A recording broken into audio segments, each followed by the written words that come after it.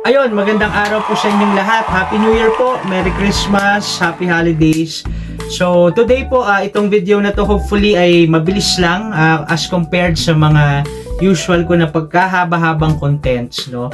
And kahit mabilisan lang to, I would say isa to sa mga special na content na gagawin ko, no? Kasi finally, no, if you have seen my posts yesterday, finally, I have reached 1,000 YouTube subscribers.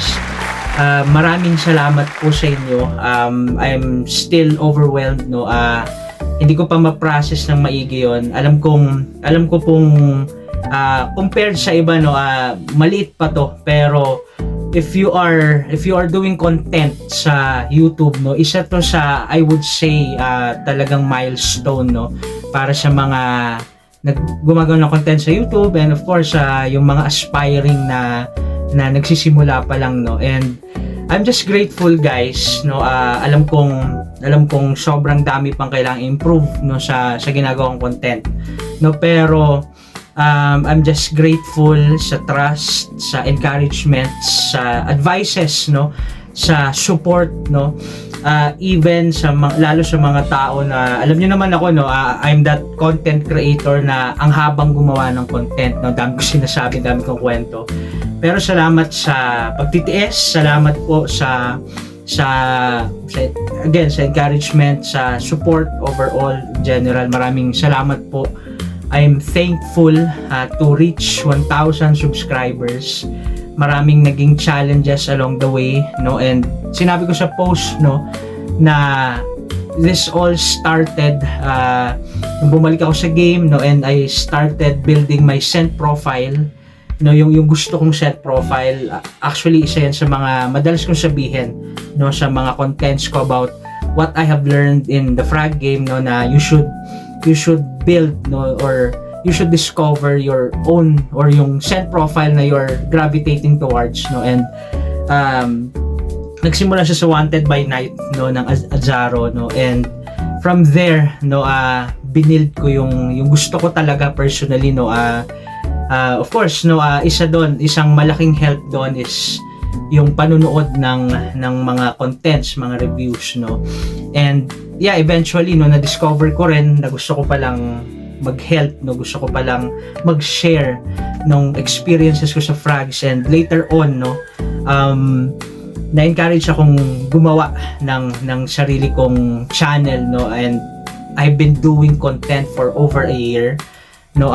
Naging siguro maraming parts na rough yung journey na yun, pero I'm grateful, no, of course, no, sa Lord, no, praise God, no, sa kanya lahat ng glory na to, no, and lahat ng mga tao na ginamit niya para mag-support, para mag-help sa akin sa iba't ibang kapamaraanan, no, sa lahat ng brands, no, na nag-trust, no, na nagpapadala, no, ng kanilang perfumes for me to review, no. Maraming salamat po. Alam kong marami pa akong kailangang improve, kumbaga, sa paggawa ng content, pero you have trusted me. Maraming salamat po. Even nung talagang starting pala ako, maraming salamat po sa inyo, sa friends, sa churchmates, sa family, of course, no, sa maraming tao, no, sa community. You would feel the community, no. And yun lang, guys, no, maraming salamat po sa again, no, sa lahat, no. And finally, andito na tayo, 1,000 subscribers, pambira. And bago tayo mag-end, no, syempre, gusto ko lang mag-share sa inyo ng scent of the day ko. Actually, one of my recent acquisitions, no, and share ko lang konti, no. Ako at saka yung family ko, galing kaming Thailand, no, sa Bangkok for a vacation. Few days lang naman, no. And of course, no, as a frag head, syempre hindi mawawala na mag-explore ka ng mga shops, no. Of course, I've explored niche, designers, no, and isa sa target ko talaga ay makakita, no, and hopefully makabay ng niche from Thailand, no. And ang nabili ko is, this is called Butterfly Thai perfume, no, and the scent is called Wood of God, no. So this is beautiful, no. Actually, sa lahat ng na sniff ko, ito yung pinaka nagustuhan ko kasi it utilizes rose and ilang-ilang, no, and yung complexity ng florals plus may oud konti, may touch ng oud, may making it funky konti lalo sa dry down, no, and meron silang tinatawag na chalud bark, no, from the few na mga information I've got sa internet, no, ni-utilize yun sa Thailand, no? That's a wood or bark, no, and ang usually gumagamit noon ay Thai brands, no, like Parfums Lucita, no. So yun, no, sayang lang di ko napuntahan yung Parfums Lucita, yung Myth Bangkok, no, and others pa, no.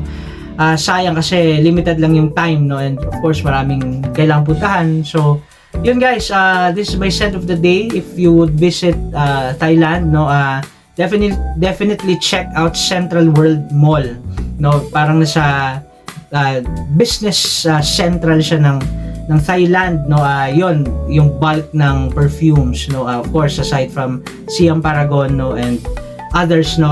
Central World is one of those malls na if you're looking for a perfume, no, marami doon, lalo yung Thai niche brands, no. So yun lang guys, maraming salamat po ulit, maraming salamat po sa subscribers, 1,000 subscribers, maraming salamat po sa pagtitiwala, and by God's grace I will do my best para improve yung content ko, para mag-provide ng quality na content, no, and again, no, hindi nawawala yung ating goal to help lalo yung mga nagsisimula, and overall to just share my passion sa game. So maraming salamat po. If you guys are you think that my contents, this channel became helpful sa inyo or interesting, please do consider liking, sharing, and subscribing. Maraming salamat po at ingat po kayo.